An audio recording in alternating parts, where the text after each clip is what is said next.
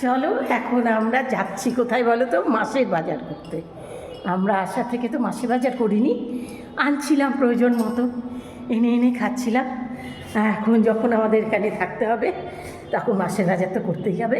এবার মাছের বাজারে যাচ্ছি, গোটা মাছের বাজার নিয়ে চলে আসবো। চলো, লিফটে এসে গেছি। লিফটে ঢুকে গেলাম।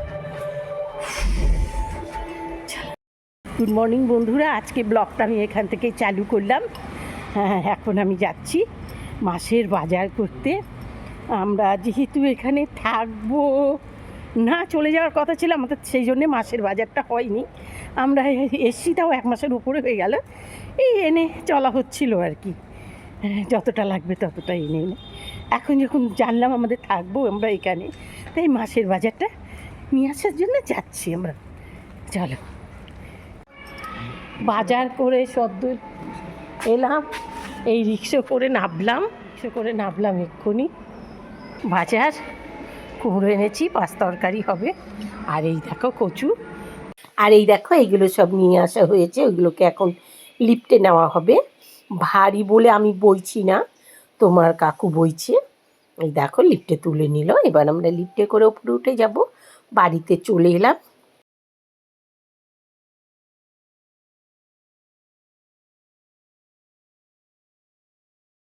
এসে বসলাম, দেখো ক্লান্ত হয়ে গেছে। এই বাজার করে এলাম গো, এসেই বসলাম। চশমাটা দেখো প্রেশার দিয়ে দিয়েছিলাম, এখনই ভেঙে যেত। চশমাটা ভাঙলে উপায় নেই, চশমা ছাড়া দেখতে পাই না। ঠিক আছে, দেখো আদৌ আমি দেখতে পাচ্ছি না ভিডিওতে, তোমরা আমায় দেখতে পাচ্ছ কিনা, গোলা না চশমাটা পরলে বুঝতে পারবো। হ্যাঁ, তো এই হলো ব্যাপার, বুঝতে পারলে তো। ওই জন্যে এলাম বাজার করতে। অনেক দিন বাদে তো এরকম ঘুরে বাজার করি না, এতদিন বাদে গিয়েছি। আমি কিছুই পরিশ্রম করিনি, করেছে ওর বাবা, মানে তোমাদের কাকু করেছে, ছেলের বাবা করেছে।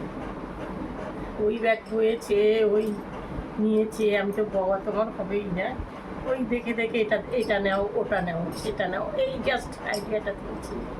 আর মুদিখানার পুরো বাজারটা নিয়ে এলাম, সব নিয়ে টিয়ে। আচ্ছা ভাড়া গো, বলছে এখান থেকে যেতে 250 টাকা লাগবে, আসতে 250 টাকা।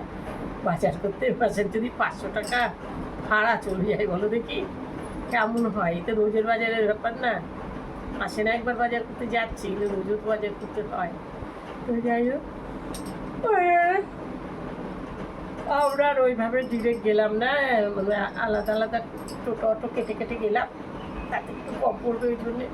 তো যাই হোক, ওইভাবে গিয়ে নামলাম, বাজারটা নিলাম, নিয়ে তারপরে বাড়ি পর্যন্ত। এখনও না ড্রেস ছেড়েছি, না কোনো কিছু গুছিয়েছি। ও বাবাকে বললাম ঠাকুর ঘরে রেখে দাও সব কিছু, ওর বাবা রেখে দিল সামান্য করে সব নিয়ে। কী দাম গো, কী দাম! আমরা তো ব্যাঙ্গালোরের থেকে অনেক কম দামে খাই, প্রচুর কম দামে খাই। এখানে তো মানে কি বলবো, এত দাম পড়ছে সব কিছুতে। ব্যাঙ্গালোর অনেক কম খাই, সব কিছুর দাম প্রচুর কম ব্যাঙ্গালোর। হ্যাঁ, কিছু কিছু জিনিস আছে সমান সমান দাম, আর কিছু কিছু জিনিস আছে এত দাম বেশি। ব্যাঙ্গালোরকে বুঝতে হবে, ব্যাঙ্গালোরের দোকান বাজারকে, এই আর কি। আর ওইখানে হাটে চলে যেতাম বৃহস্পতিবার বাজার করতে। হ্যাঁ, হাট থেকে দুপুর বাজার নিয়ে চলে আসতাম, সপ্তাহের বাজারটা। এখানে রোজের বাজার, যেটাতেই হাত দাও না, একটাই তুমি পেয়ারা নাও 15 টাকা, কী নেবে বলো, তাই না? এটা প্রচুর দাম, ফলমূল 6000 টাকা। ওয়েস্ট বেঙ্গল তো ব্যাঙ্গালোর প্রচুর ভালো কেনাকাটার, দাম কমে।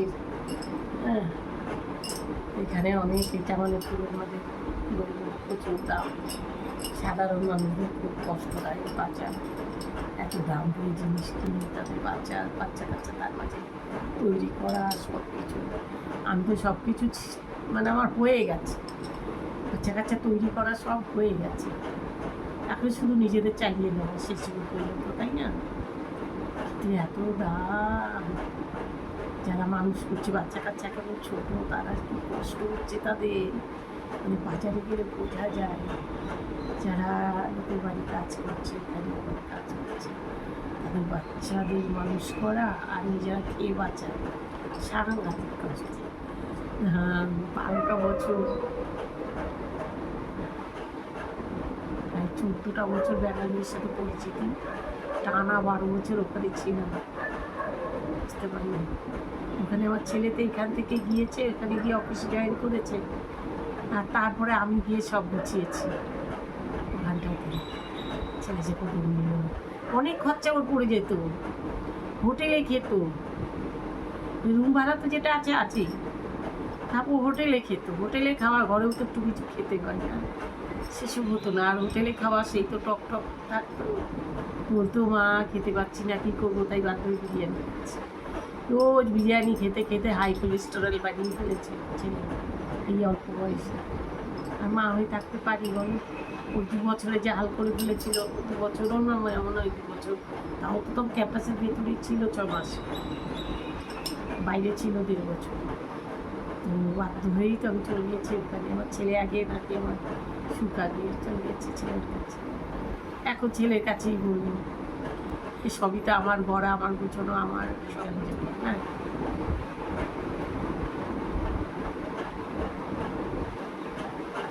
কী বলবো, রেখে চলে যাবে, রিকোয়েস্ট করে দিল। মামাটা যেতে চাইছিল, কারণ মাস্টার্স দেওয়ারে তো বন্ধু বান্ধব হয়েছে না, একটা বন্ধু সার্কেল, খুব আফসোস হচ্ছে, মনটা ওর খুব খারাপ হয়ে গেছে। হ্যাঁ, কত বন্ধু সব আনন্দ করে, কত দূরে দূরে যায় সব মাছ ধরতে। হ্যাঁ, সব কম্পিটিশান হয়, কে কত মাছ ধরে, এইরকম কোথায় কোথায় যায় জানা নেই। বেশ কটা বন্ধু ফোন করতো, এখনও ফোন করছে, এখানেও ফোন করছে, কালকেও ফোন করেছে কবে যাচ্ছে। হ্যাঁ, তো দল হয়েছিল না একটা, দলটাকে মিস করছি। আমার কোনো দল ছিল না, আমি মিস করছি না, আমি মিস করলে আমি একজনকে মিস করছি, আমার ছেলে। ও ভালোই থাকবে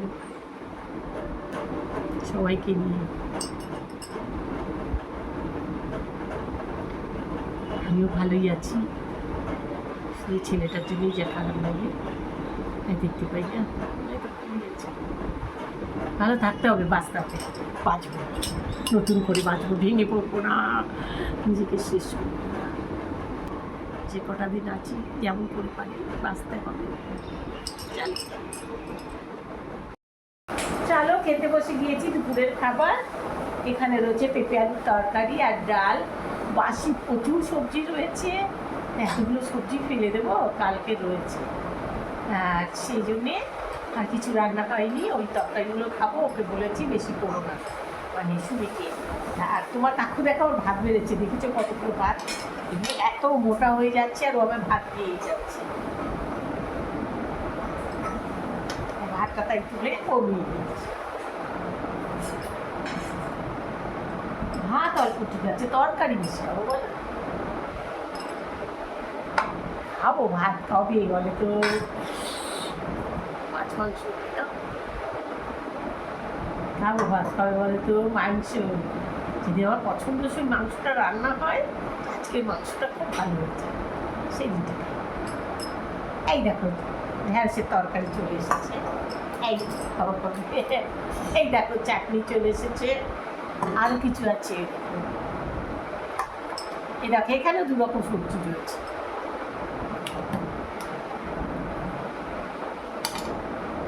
এই দেখো এখানে এটা একরকম করো, এখানে একরকম সবজি আর এখানে একরকম, এটা হলো বরবটি সবজি, বুঝলে? তাহলে কত রকম হয়ে গেল না, সেই জন্যে 2 রকমই রান্না করতে বলেছি, 2 আর 4 6 রকম হয়ে গেল। চলো এই রান্নাতের কাজটা করে নিই। চলো বন্ধুরা, তোমাদের সাথে আবার পরের ব্লগে দেখা হবে, তত টাইম তোমরা আমরা সবাই ভালো থাকি।